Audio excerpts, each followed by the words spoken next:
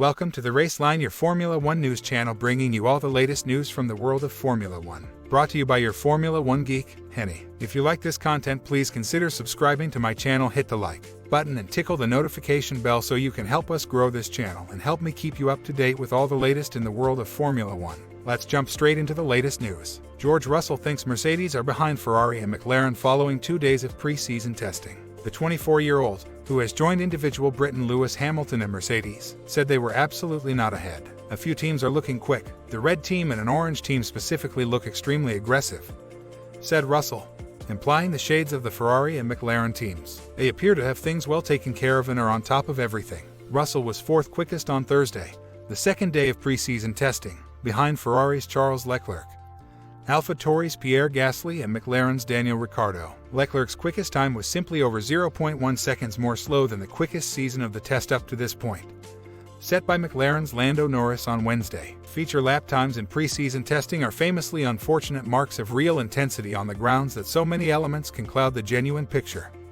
including tire choice, fuel load, engine modes, and track conditions. Russell said McLaren and Ferrari look extremely amazing on low fuel and high fuel and with the tire the board. He added, "Who can say for sure? We as a whole know we're on various projects, however we most certainly know from the normal of the multitude of various runs that we are behind them right now." He added, "Who can say for sure? We as a whole know we're on various projects, yet we most certainly know from the normal of the multitude of various runs that we are behind them right now. A big showdown isn't won in 2 days in Barcelona winter testing, yet it's absolutely been a charming 2 days."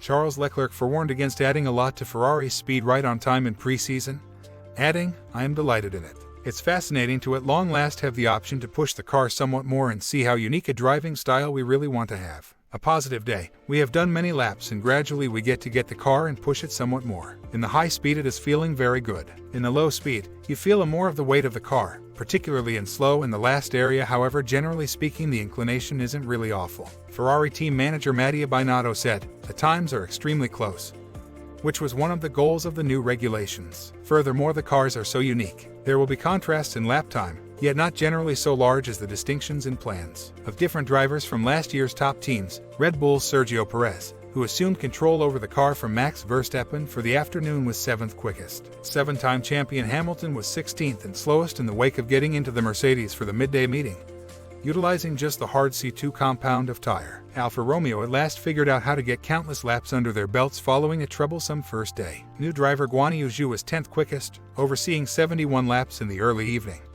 after Valtteri Bottas did 21 laps in the morning session. Mercedes were one of the many teams experiencing a peculiarity by which the cars are bouncing on the straights. This is brought about by the strong underbody streamlined features losing their impact as the cars draws nearer to the ground, hopping up because of the diminished streamlined underfloor of the cars, and afterwards sinking again as it returns. This transforms into a cycle as the car speeds down the straight and is something the teams should streamline before the season begins 1 month from now. You could see a few significant issues with a portion of the cars on the straights. It's a trade-off we really want to find to go fastest way around the lap, and I don't believe it's anything the teams have encountered previously. We didn't encounter it a lot for some explanation, yet it's not extremely good by any means. From what I've seen from the teams, it would be a safety concern, so it should be addressed somehow. Yet there's a lot of clever individuals all over the paddock, and I am certain everybody will get on top of it." Ferrari said, "The majority of us misjudged the issue and we are bouncing more than anticipated. How long it takes to address or tackling it tends to be direct, yet streamlining the problem could be a less simple exercise. We are almost certain each team will get to an answer and the ones that arrive sooner will enjoy a benefit." While the pre-season testing is underway in Barcelona, Spain, there has been an international crisis developing with Russia, where Formula One is set to race in 2022. Here are the thoughts of Sebastian Vettel. The 4-time Formula One world champion Sebastian Vettel says he won't race in the Formula One Russian Grand Prix in September after Russia sent off a wide-running assault on Ukraine prior to Thursday, hitting urban communities and bases with airstrikes or shelling. After President Vladimir Putin reported he was sending off a tactical activity, Ukraine's administration said Russian tanks and troops moved across the line. "I woke up toward the beginning of today's news shocked," Vettel said Thursday at pre-season testing in Barcelona. "I believe it's horrendous to see what's going on. Clearly, in the event that you take a gander at the schedule, we have a race planned for Russia on the 25th of September. My own perspective is I ought not go, I won't go," he said. "I believe it's inappropriate to race in the country. Please accept my apologies for the honest individuals that are losing their lives. that are getting killed for dumb reasons and an extremely abnormal and mad administration. The 34-year-old German is top of the Grand Prix Drivers Association, yet said they have not yet examined the matter. I'm certain it's something we'll discuss, the Aston Martin driver said. In any case, actually I'm shocked and it is tragic to see what's happening. So we will see going ahead. However, I think my mind is now made up.